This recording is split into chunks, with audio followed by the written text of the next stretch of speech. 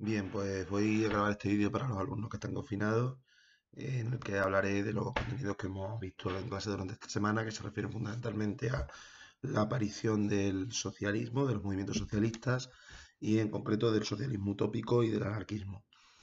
Bueno, la aparición del socialismo se puede enmarcar dentro, o al menos tiene ciertas conexiones, tiene una ligazón importante con el surgimiento de ese movimiento social que ya hemos abordado durante otras semanas, que es el movimiento obrero, ¿vale?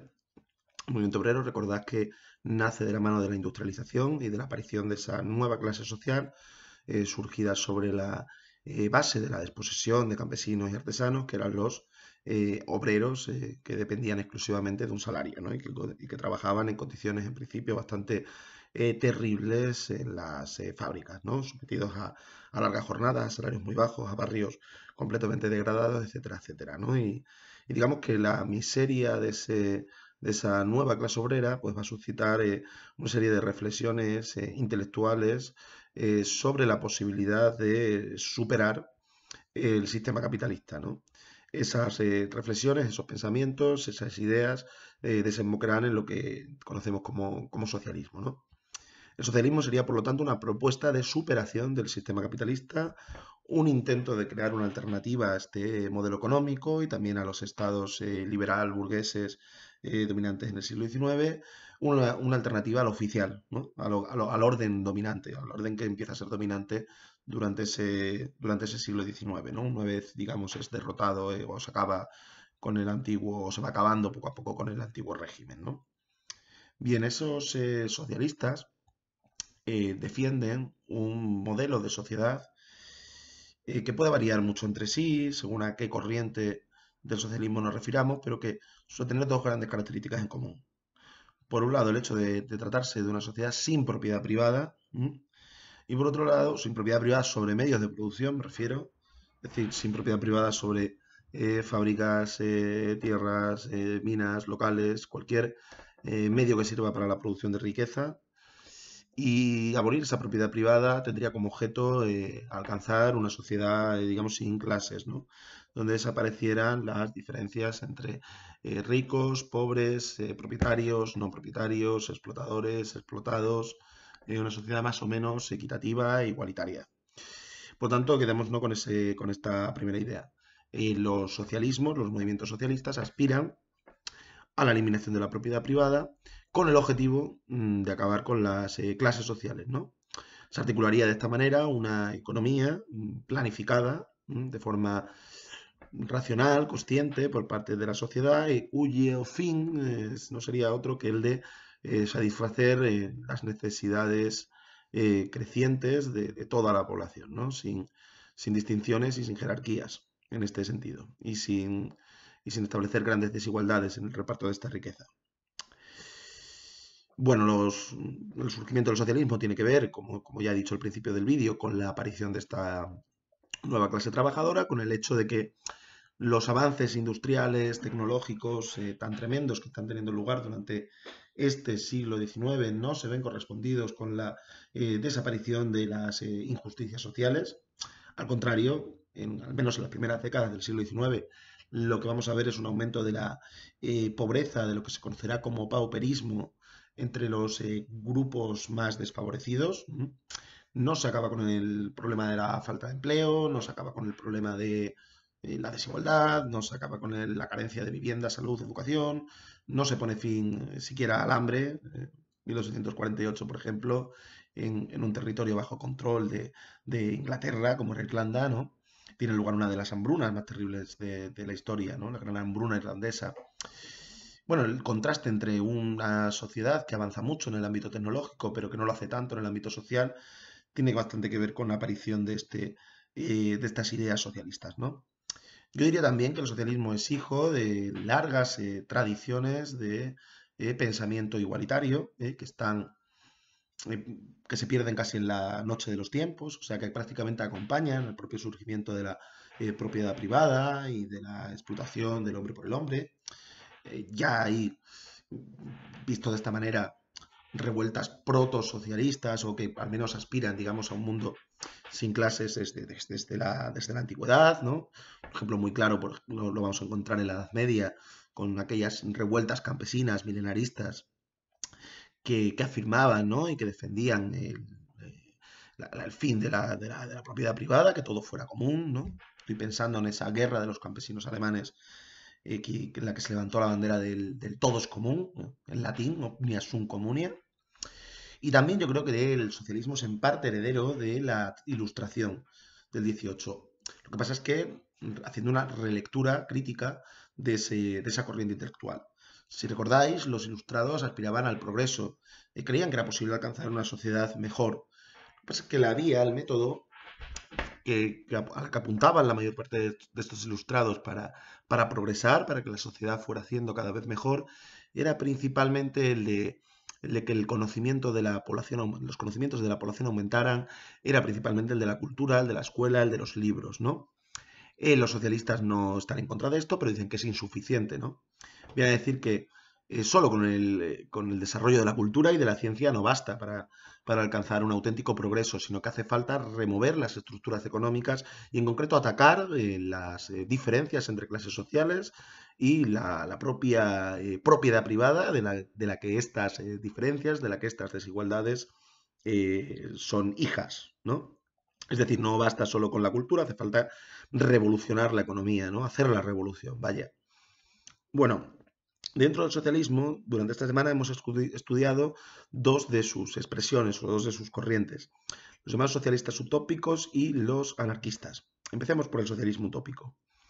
La palabra utopía nace de la mano de una obra literaria que lleva este título, de Tomás Moro, un personaje, un humanista cristiano bastante interesante, escrita en 1516, ¿no? Hace bastante.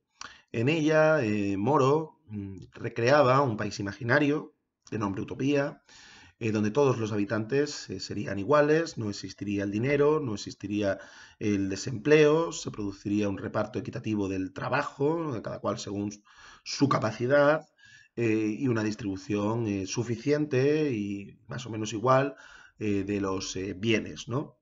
La sociedad utópica que está planteando Moro sería una suerte de sociedad perfecta, con ausencia de conflictos, no habría policía, no habría cárceles, no harían falta, de hecho, y completamente armónica.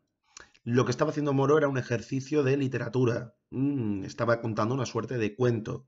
No era ni un país real, no existía, ni tampoco era exactamente un programa político en el que Moro creyera realmente, ¿no? Pero bueno, su obra ha sido muy influyente y ha dado lugar a que se introduzca en el diccionario, se introduzca en nuestro lenguaje una palabra como utopía. Utopía suele designar un proyecto de sociedad ideal, ¿no? Sociedad perfecta, se supone que difícilmente realizable o imposible de realizar.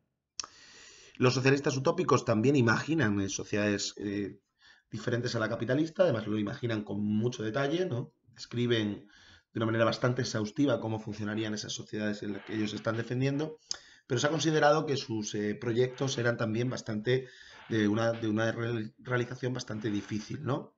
Este adjetivo, desde luego, ellos lo hubieran rechazado, el de utópicos, pero digamos que así es como han pasado la historia.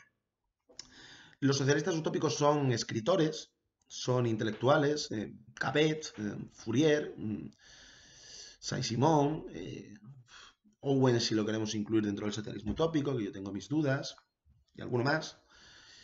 En la mayoría de los casos, aunque no en todos, estos intelectuales lo que van a defender no es tanto luchar contra el sistema capitalista, no es tanto enfrentarse y hacer una revolución frente a este modelo, frente a este estado de las cosas, sino más bien construir comunidades igualitarias situadas al margen de la sociedad. No es tanto acabar con el sistema como salirse de ese sistema. El ejemplo más claro de ello lo encontramos en Fourier, que idea una especie de comunas, mitad agrícolas, mitad industriales, igualitarias, llamadas falansterios, ¿no? E intenta fundar falansterios pues, en Francia, en Europa y en los Estados Unidos. De éxito desigual, en general fracasan, pero hay algunos que van mejor, algunos de estos falansterios que funcionan mejor que otros, o al menos que duran más tiempo. Porque lo entendáis mejor, a mí me recuerdan un poco a los hippies, ¿no? que en los años 60 y 70 pues fundaron también sus comunidades en los Estados Unidos o en Europa, un poco a los márgenes de la sociedad, ¿no? Para los socialistas utópicos, su proyecto se llevaría a la práctica no mediante la lucha, no mediante la violencia, sino mediante el convencimiento, ¿no? Y la buena voluntad de la gente. Por lo tanto, los socialistas utópicos no son partidarios de un enfrentamiento entre la burguesía y la clase obrera. Más aún, intentan atraer a algunos burgueses a sus ideas y que les financien, ¿no? En algunos casos, por ejemplo, entre los partidarios de Saint-Simon, esto de hecho sucederá. No es que vaya a hacerse saint-simoniana toda la burguesía, pero sí habrá burgueses que se adhieran a las ideas de Saint-Simon. Repasando un poco y sintetizando, el socialismo utópico constituiría una propuesta de intelectuales, sobre todo, que imaginan sociedades perfectas, que intentan construirlos en comunidades que se aíslan, que están aparte de la sociedad, como los falanterios, y cuyo propósito, cuyo objetivo no se llevaría a cabo mediante la lucha, mediante la violencia, mediante una revolución, sino de una manera pacífica y voluntaria. ¿Vale? Como podéis imaginar, el socialismo utópico no estaba especialmente conectado con la clase obrera, más allá de que hubiera grupos de trabajadores que sí te accedieran a las obras de los utópicos y que resultaran de su interés, ¿no? En general van a tratarse de una corriente del socialismo bastante desconectada del movimiento obrero y de los trabajadores y de los perdedores en general de la sociedad industrial, ¿vale? Dentro de los utópicos debéis conocer, yo diría que a tres autores, aunque podría haber escogido otros, la verdad, incluso más interesantes que estos, pero bueno, son los que se suelen citar siempre.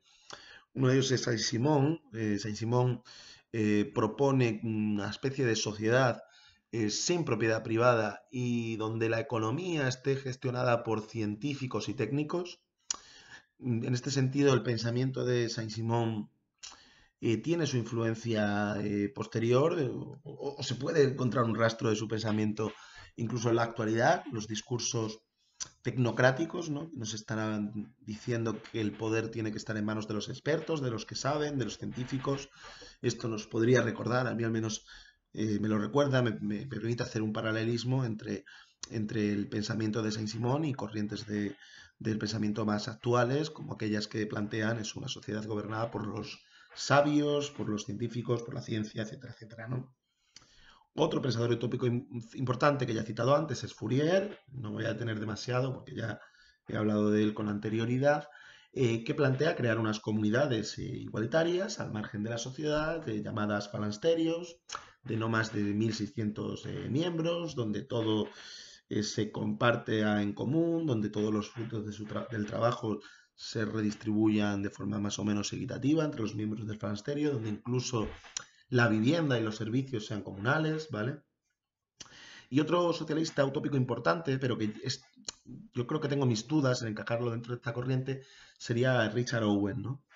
Owen fue un industrial inglés, digamos que un industrial, un burgués, que tuvo a sus trabajadores en unas condiciones laborales bastante buenas, mejores que las de la época, y que fue adquiriendo una sensibilidad de tipo socialista. La propuesta de Owen consistía en el fomento y en el desarrollo de cooperativas, ¿no? Las cooperativas que existen hoy también, ¿no? Son empresas en las que los trabajadores son al mismo tiempo dueños, ¿no? Owen está detrás o influye en el surgimiento del movimiento cooperativista inglés, que fue un movimiento, digamos, que con una gran importancia a lo largo del siglo XIX y principios del siglo XX. Owen además sí acabará teniendo conexión con el movimiento obrero, sí acabará participando en los sindicatos ingleses, en las trade unions, y sí que acabará asumiendo de alguna manera la teoría de la lucha entre clases sociales, de la lucha entre obreros y burgueses. Por eso creo que su obra y que su pensamiento es algo distinto al de los socialistas estrictamente utópicos. Bueno, acabando ya con el socialismo utópico y empezando por el anarquismo, una corriente de mayor importancia, de mayor peso dentro de lo que son las ideas socialistas, deciros que el rasgo distintivo de este grupo, de esta corriente, reside en su rechazo a la autoridad, a cualquier tipo de autoridad. De tal forma que, al igual que todos los socialistas, los anarquistas están en contra de la propiedad privada, están en contra de las clases sociales, pero también añaden su oposición al Estado. ¿Mm? Los anarquistas quieren organizar una sociedad donde la autoridad coactiva, la autoridad violenta, sea lo más reducida posible. No les basta con que desaparezcan las diferencias entre ricos y pobres, sino que también quieren acabar con las diferencias entre los que mandan y los que son mandados. Anarquía significa literalmente sin gobierno. Los anarquistas no confían en que haya unos dirigentes, los dirigentes, por ejemplo, de una revolución, dotados de buenas intenciones que puedan actuar en nombre del pueblo. Los anarquistas lo que plantean es una especie de democracia radical en la que todos tengamos una participación lo más activa y lo más directa posible en la gestión, en la autogestión, dirían ellos, de la sociedad. Y lo mismo trasladado a cada ámbito que nos imaginemos. ¿Cómo funcionaría una fábrica para los anarquistas? Bueno, pues con la participación activa de todos los trabajadores, no mediante un director que ordena y el resto obedecen. ¿Cómo funcionaría una escuela para los anarquistas? Pues también con la realización de asambleas periódicas donde al menos allí se tomen las decisiones más importantes entre todos, ¿no? Sin un jefe de estudios, sin un director.